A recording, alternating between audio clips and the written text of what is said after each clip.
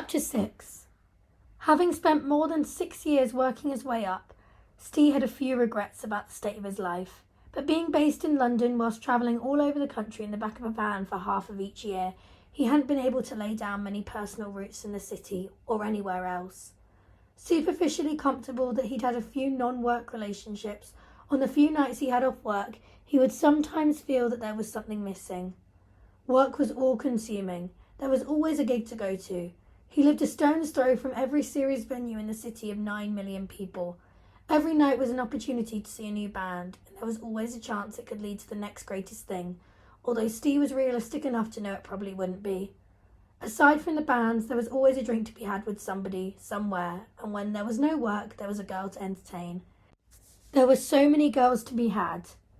They swirled through his life in a haze of blonde, brunette, and fiery red sex.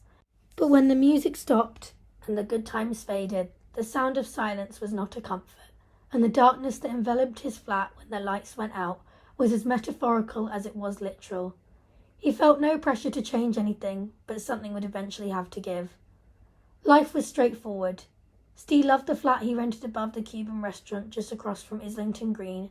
It was convenient for his needs, with the bonus of being at a distance he could frisbee an unsigned 7-inch away from the Reckless Records from which Steve would support his vinyl habit by exchanging the not-for-resale, promotional copy-only music he'd legitimately pilfered from the office for the classic rarities that thrilled him.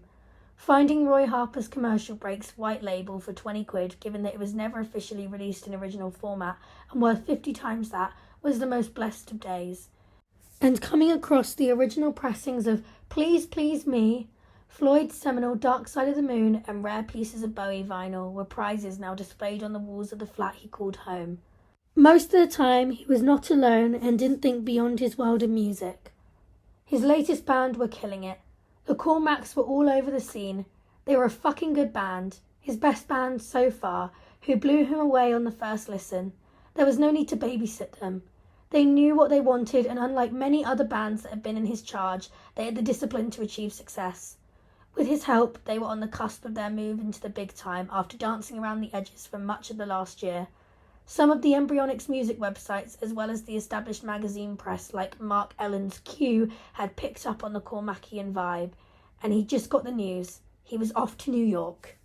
It was happening.